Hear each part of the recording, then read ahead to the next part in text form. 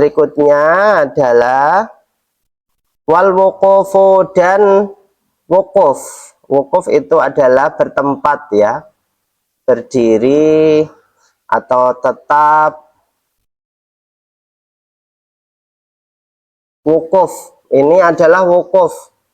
Hari ini adalah tanggal Arafah ya. Arafah di mana seluruh orang haji seluruh dunia, mungkin kawan-kawan semuanya ada saudara ya yang haji hari ini berkumpul seluruh dunia untuk melaksanakan wukuf. Wukuf itu adalah tetap ya, wakofa itu adalah stop atau menetap di situ untuk beberapa waktu melaksanakan ibadah yang namanya wukuf.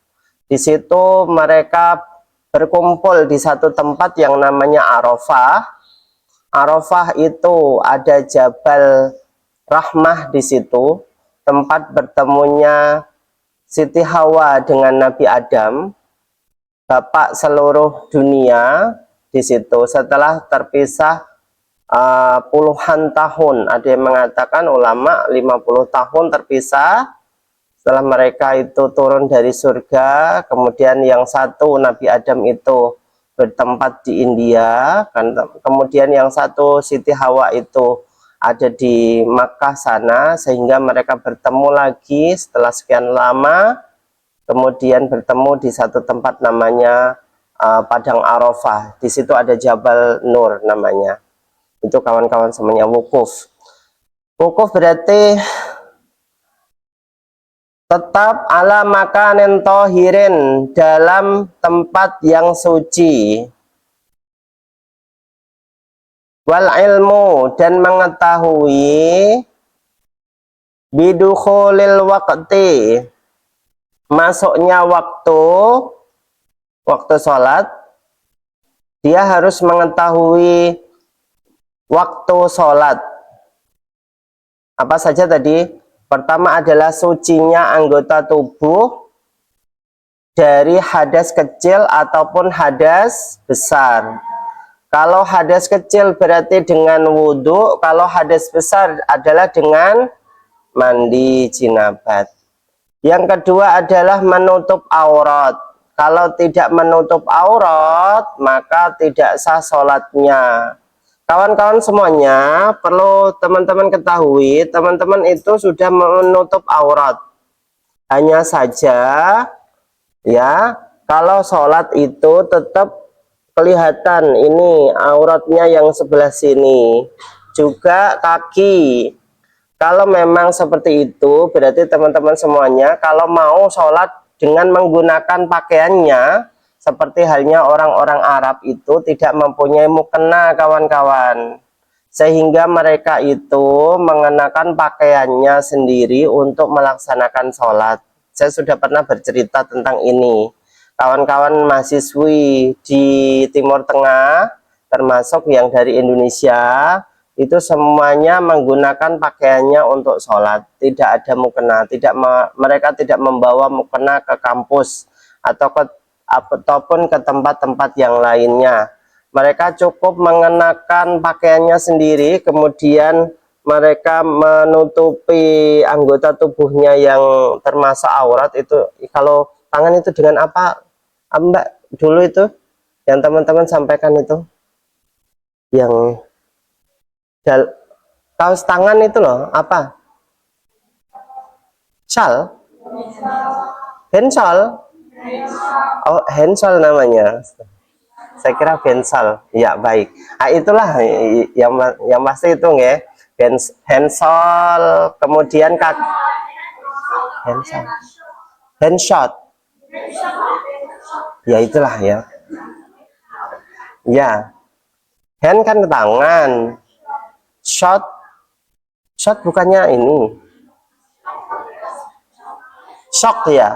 Oh, shock. Oh, Masya Allah. Baik, handshock ya.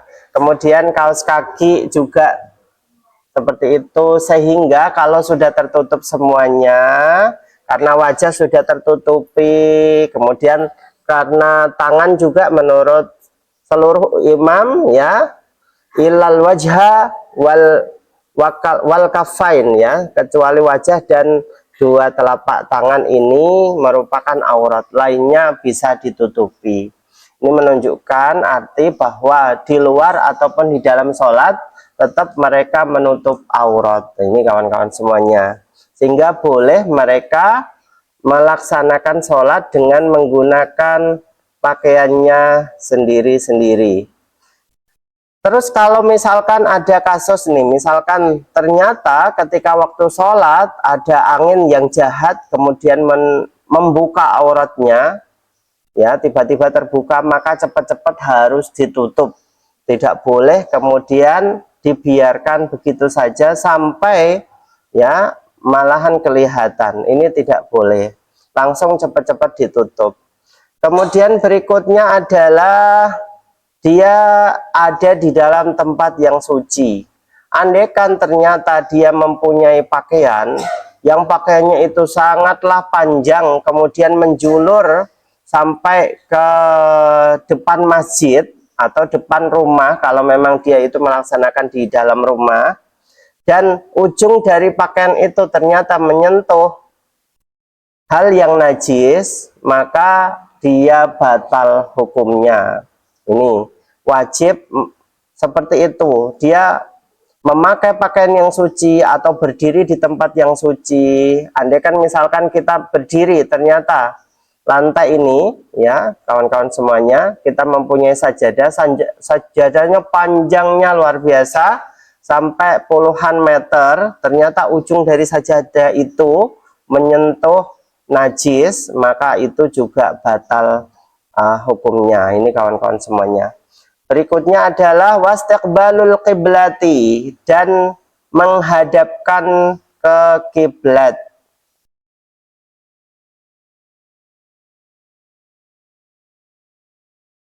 Menghadap kiblat ini mudah sekarang kalau kita pakai aplikasi, dimanapun kita berada, kita sudah bisa menghadapkan ke kiblat. Kalau zaman dahulu susah, ya. Kalau sekarang sangat mudah sekali, kita dibantu dengan aplikasi.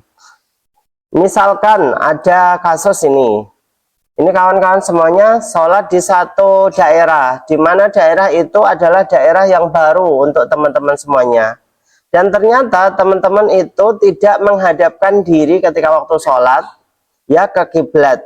Lalu kawannya di tengah-tengah sholat, ya, mengatakan, ente salah kiblatnya, apakah harus dibatalkan sholatnya? Tidak perlu dibatalkan, karena sholat yang tadi yang tidak diketahui kiblatnya itu, karena kita tidak mengetahuinya, langsung saja kalau misalkan menghadapnya ke kiblat itu ke sana, berarti awalnya kita itu menghadap ke sana, ke selatan, ya, langsung saja kita langsung menghadapkan diri ke kiblat yang ditunjukkan oleh kawan kita itu. Ini kawan-kawan semuanya harus kita ketahui bersama, langsung saja menghadapkannya, enggak perlu harus kita batalkan lagi meskipun itu di tengah-tengah sholat. Berikutnya wajah juzu, dan boleh tarkul kiblati, meninggalkan kiblat, boleh meninggalkan kiblat fi halataini, di dalam dua hal. Boleh meninggalkan kiblat, artinya tidak menghadap ke kiblat, di dalam dua hal. Pertama adalah fi syiddatil khaufi, ketika waktu perang, berarti ketakutan itu adalah waktu peperangan. Boleh tidak menghadap kiblat ketika waktu peperangan. Yang kedua adalah finnafilati, di dalam sholat sunnah, fis safari, dalam perjalanan.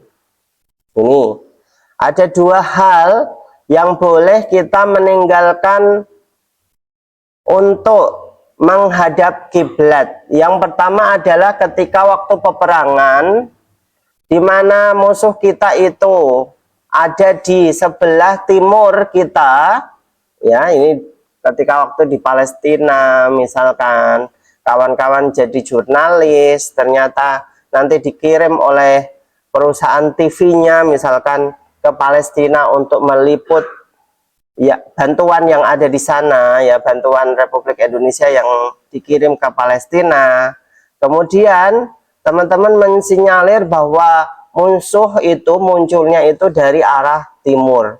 Maka teman-teman ketika waktu sholat nggak perlu harus menghadapkan ke barat, ya tetap menghadap ke timur. Bila mana ternyata terjadi pertempuran, teman-teman langsung bisa siap-siap tanpa harus meninggalkan sholat. Boleh nggak Pak sholat dalam kondisi lari dari misalkan kita menyelamatkan diri karena memang kita bukan pejuang misalkan, boleh, boleh ya, boleh. Dan di dalam peperangan pun ketika waktu ada berkecamuk medan laga seperti itu, teman-teman langsung mengunus pedang atau mengambil tembak, granat dan lain sebagainya untuk menghadapi musuh itu boleh, tanpa harus ya membatalkan yang namanya sholat. Tiba-tiba diserang nih, misalkan waktu sholat ya ternyata diserang tiba-tiba dari arah timur, ya kita sudah menghadapkan wajah kita ke timur, maka kita boleh langsung mengambil pedang kita, misalkan anak panah, misalkan kalau zaman dahulu seperti itu.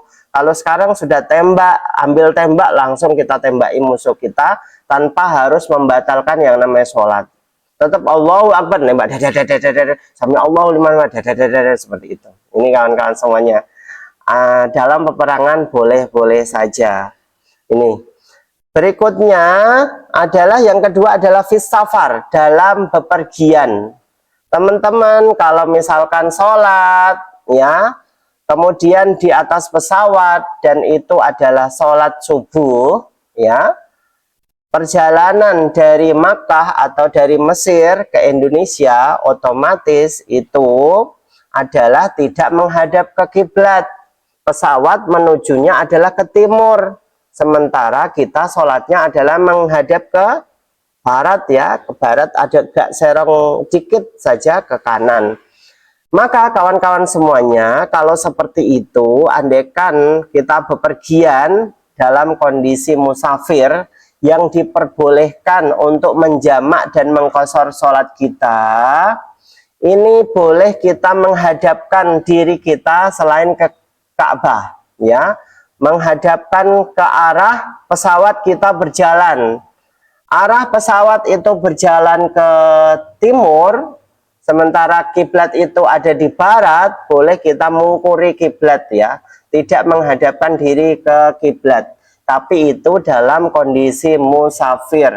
Karena kalau kita sholat menghadapkan diri ke kiblat itu tidak bisa, berarti kita menghadapkan kursi kita ke arah yang berlawanan. Nah, ini nggak bisa, padahal kursi pesawat itu nggak bisa diganti-ganti ya arahnya ya, tetap seperti itu. Ini boleh saja menghadap selain ke kiblat dalam dua hal tersebut. Lainnya gimana Ustadz? Tidak boleh, lainnya tidak diperbolehkan, apalagi musafir yang tidak diperbolehkan seperti halnya musafir dia tapi untuk menghadiri orkes misalkan, atau menghadiri konser K-pop misalkan, atau dangdutan misalkan, ini adalah tidak diperbolehkan di dalam Islam. Karena safar yang diperbolehkan adalah safar-safar yang bersifat ya tidak diharamkan oleh Allah, misalkan tolabul ilmi atau haji atau membantu orang lain dan lain sebagainya. Ini adalah safar, bepergian yang diperbolehkan di dalam Islam. Alar rihlati, dalam perjalanan atau dalam tamasya, rohilati. Alar rohilati, maaf, di dalam di atas tunggangan. Tunggangan itu adalah kendaraan ya. Alar rohilati, di atas kendaraan. Fis safari alar rohilati, dalam perjalanan di atas kendaraan, seperti itu. Ini yang berikutnya adalah faslon, pembahasan lagi.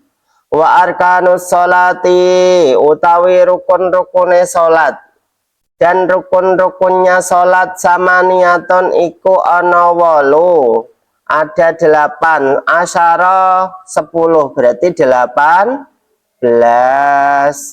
ruknan rukun, ada 18 rukun di dalam sholat, baik itu sholat sunnah ataupun sholat wajib. Yang pertama, an-niyatu, niat. Yang pertama adalah niat, wajib niat. Niat ini boleh diniatkan dengan menggunakan bahasa apapun.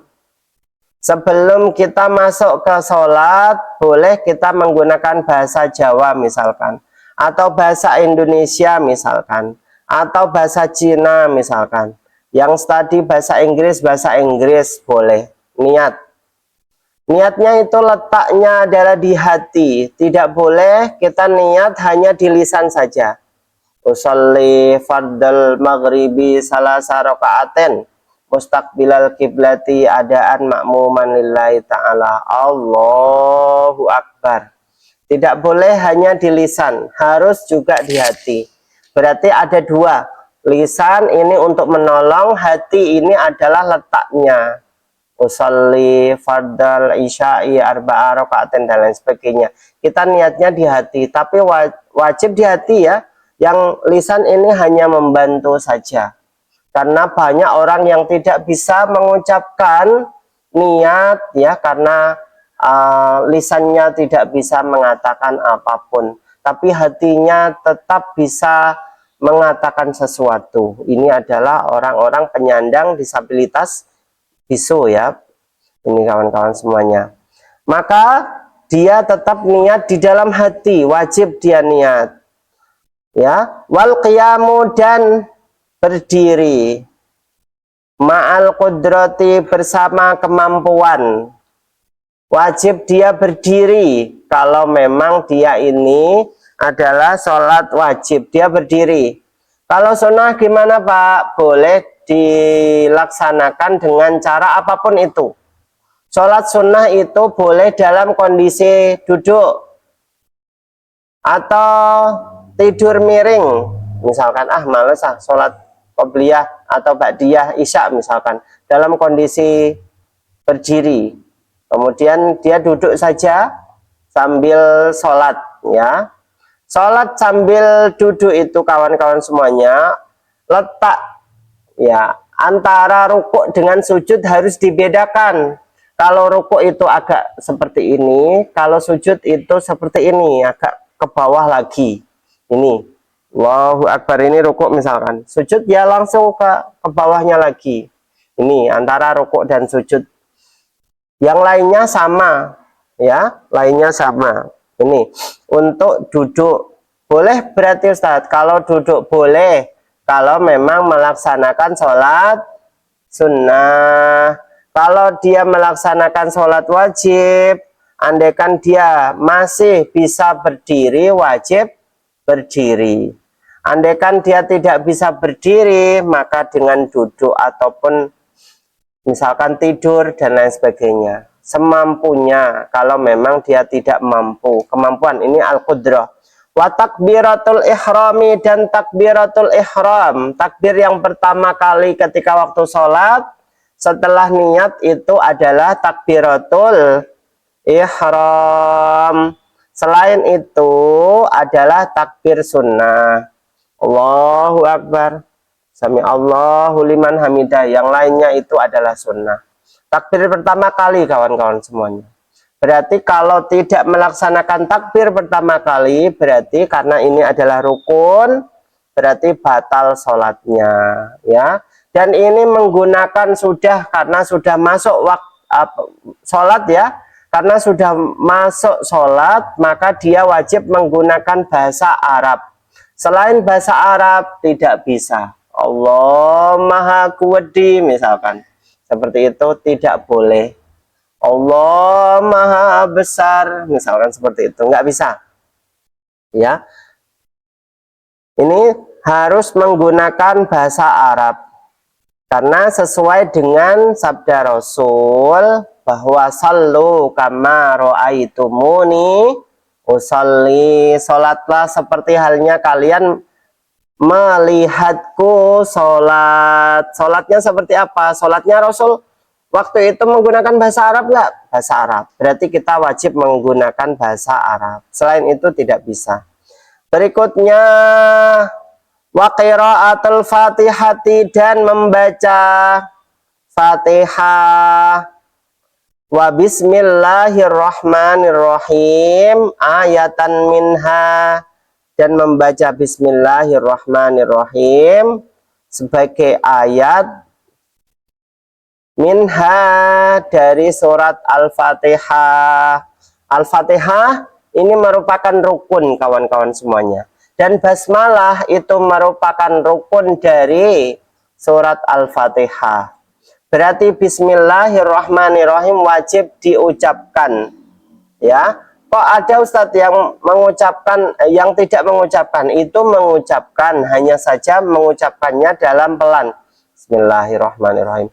Alhamdulillahirabbil alamin. Itu biasanya Makkah Madinah seperti itu.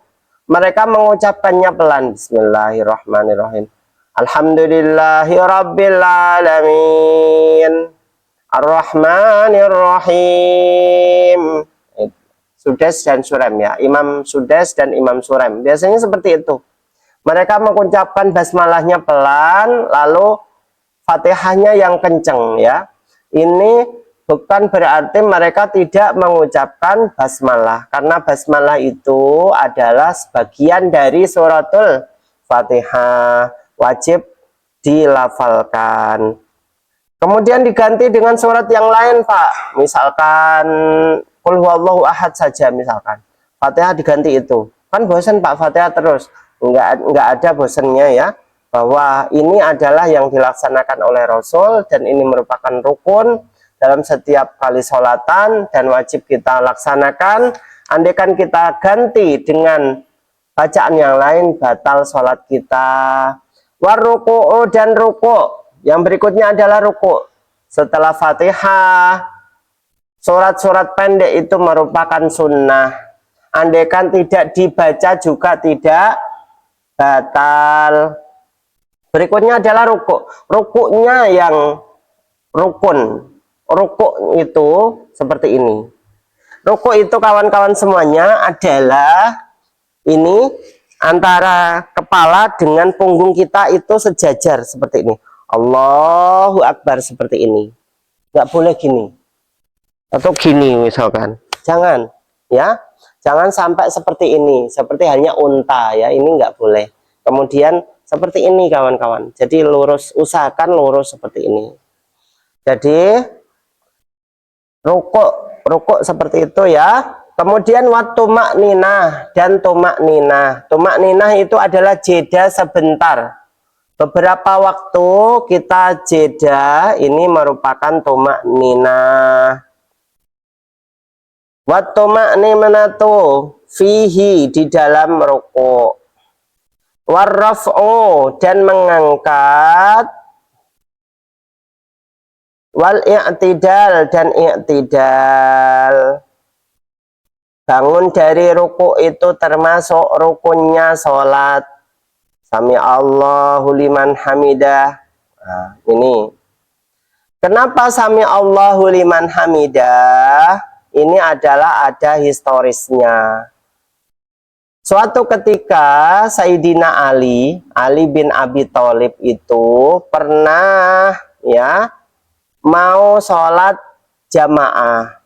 Ternyata ketika waktu sholat jamaah, nggih Pak, nggih.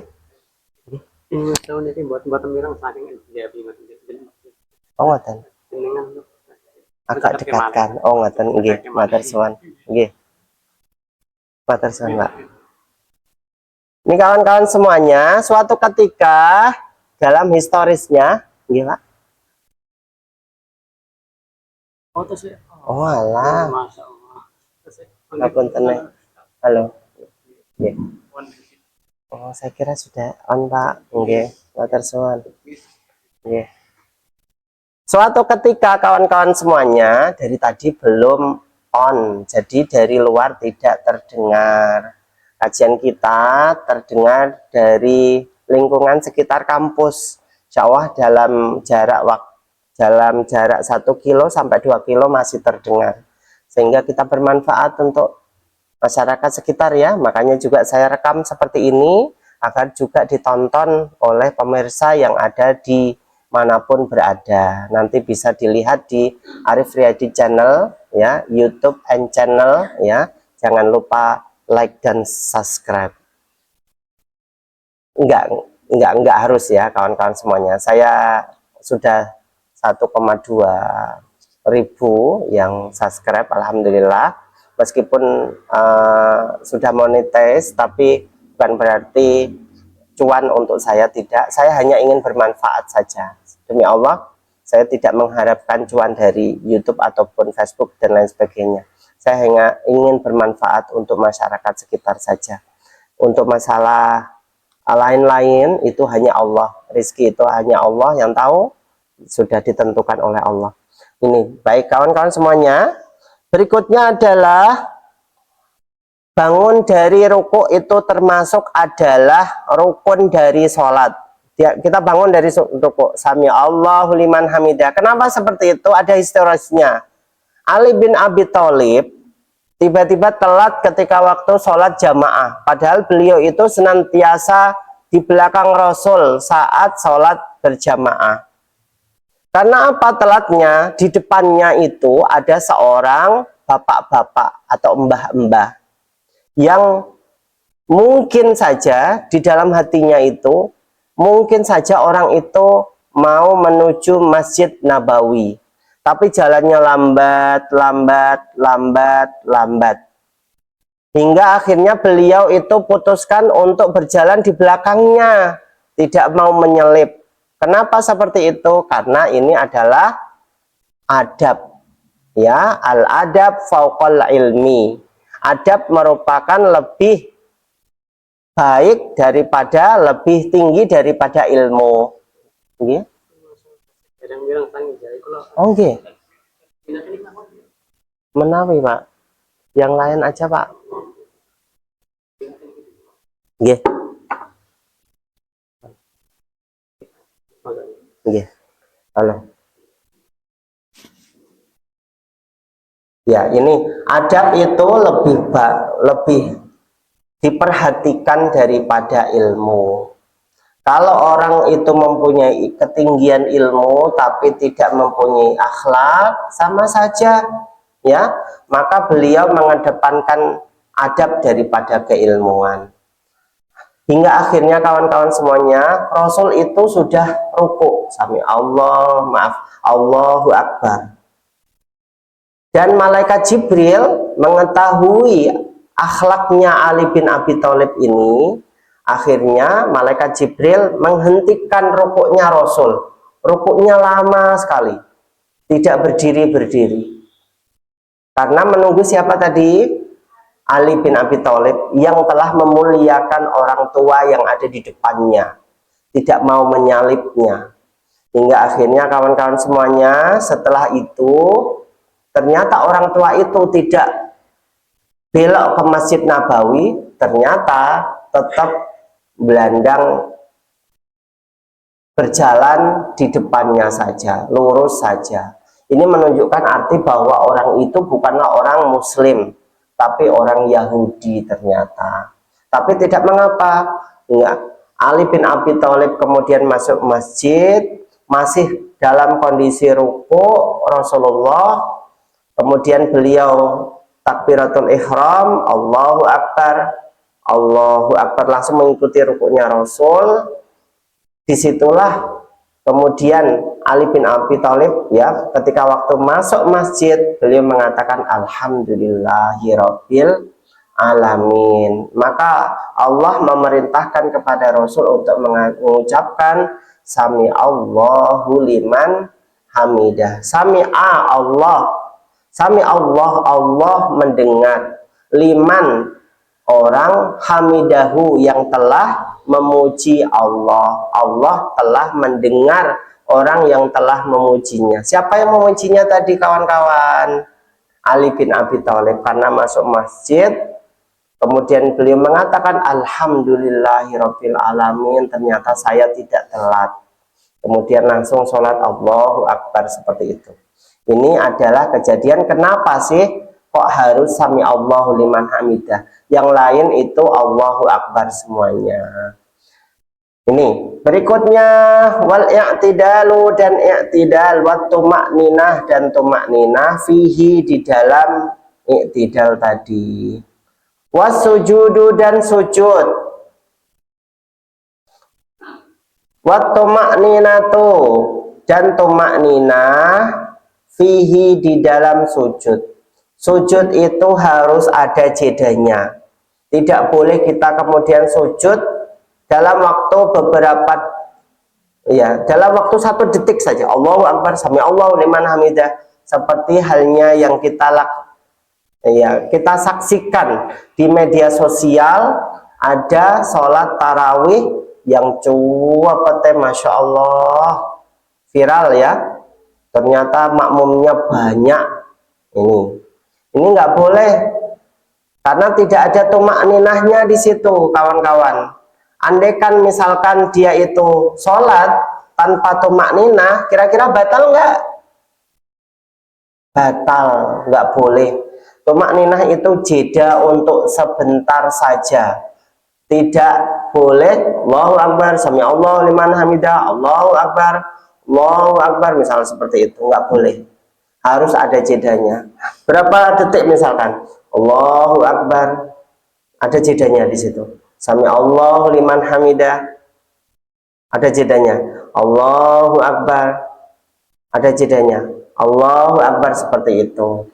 Kemudian berikutnya wal julusu, dan duduk, bainas sajdataini, antara 2 sujud. Antara 2 sujud ada duduknya. Wat tumakninatu, dan jeda. Tumakninah itu jeda ya, fihi, di dalam duduk tersebut.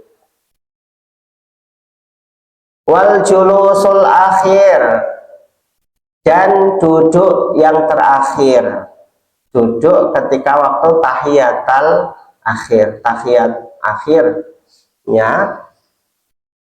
Kemudian fihi wal julusu wat tasyahud, dan membaca syahadat tasyahud. Asyhadu an la ilaha illallah, at-tahiyatul mubarakatuh salatu, atau sampai asyhadu an la ilaha illallah, itu tasyahud akhir. Fihi, di dalamnya. Berarti kawan-kawan semuanya, kita mengetahui sholat itu rukun qauli itu hanya ada 2 yang harus dibaca seorang ketika waktu sholat, itu hanya 2 rukun qaul. Rukun qauli itu yang harus dibaca itu hanya 2. Yang pertama adalah, pertama kan niat tadi ya, niat itu di dalam hati. Yang sudah masuk di dalam sholat itu hanya ada 2 yang wajib dibaca dan dilafalkan, jangan dari hati membacanya. Alhamdulillahirabbil alamin, yang penting terdengar oleh kita, nggak usah keras-keras sampai mengganggu orang lain. Bismillahirrahmanirrahim, alhamdulillahirabbil alamin, misalkan seperti itu ya. Ini kita hanya membaca 2 yang wajib. Pertama adalah suratul Fatihah dengan basmalah tadi, yang kedua adalah tahiyat akhir. Lainnya kita tidak membaca, itu sudah sah sholat kita. Sampai di sini paham kawan-kawan? Hanya ada 2. Mungkin yang bukan dari pondok, mungkin ini harus kita tekankan, karena mungkin di SMA mungkin belum terlalu dijelaskan. hanya ada dua rukun qaul ketika waktu sholat. Pertama adalah membaca suratul Fatihah, ini wajib kita lakukan. Yang kedua adalah tahiyat akhir, ini juga harus kita baca. Lainnya ya kita sholatnya silent misalkan, tanpa membaca apa-apa, cukup Allahu Akbar sami Allahu liman hamidah seperti itu, maka ini sudah sah dalam fikih. Tapi menurut Allah mungkin belum, karena belum ada keseriusan. Berikutnya wassalatu ala nabi, dan sholawat kepada nabi. Di dalam tahiyat akhir itu ada sholawat kepada nabi. Fihi, di dalam tahiyat. Wa taslimatul ula, dan salam yang pertama. Setelah tahiyat itu ada namanya salam pertama. Salam pertama itulah yang wajib kawan-kawan. Yang kedua tidak rukun.